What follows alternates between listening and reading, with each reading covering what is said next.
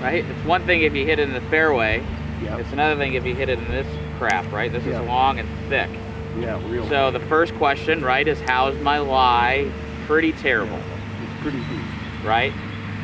So now we have to take that into account. So if it's how's my lie, what's going to happen to the ball speed when it comes out of this? Is it going to come out slower or hotter? Slower. Slower. What's going to happen to the club face as it goes through?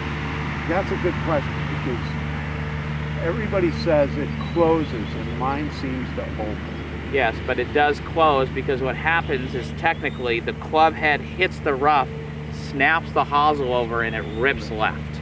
Okay. So to combat that, you're going to tighten the last 3 fingers of your left hand so that as it goes through, you can kind of hold the face off a little more to combat the thing wanting to snap the hosel. And you don't want to you wouldn't even have to feel that, right?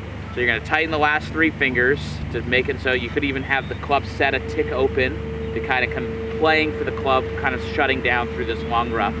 So the first question is, how's my lie? We've taken that into account. How far were we said? About 80 some. Okay, so we'll say we're 85 yards to the pin. So then we say, hey, where do I want to land it? So what's the spin rate going to do out of this lie? Is it going to be hot or slow? Less, right? So we probably have to account for more rollout. Right. So instead of saying the ball is we need to land it at 82 yards for the 85-yard pin. About 75. Probably 75, 76, right? Yeah. Then we say what trajectory, medium. Then we say what club, right? So we want to land at 75, but it's probably going to play, because of this rough, it's probably going to play like 90. Because we said the ball speed's going to be much less, right? So you're going to feel kind of like you're hitting a 90-yard shot, and it'll probably play 75. But the point of it is that great players are all great evaluators of the lie. So you've got to be able to evaluate the lie, and unfortunately you only get one chance in golf. So you've got to be able to see the lie and see what the ball is going to do, which is why playing and hitting shots in different lies and not fluffing it up all the time is really important. Now, if it was fluffed up, let's say it was sitting.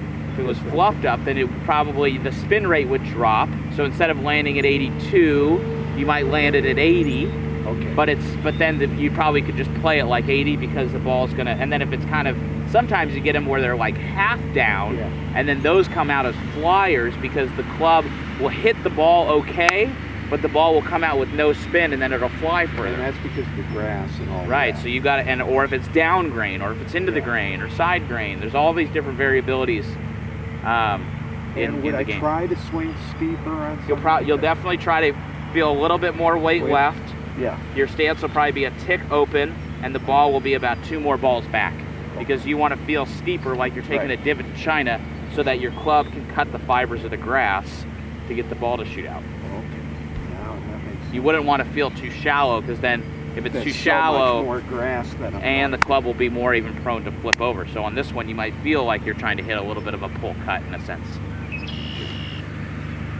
Okay, so let's try. So it's a 75-yard carry, but we're going to feel like we're almost hitting at 90. So I want to be down. Yeah.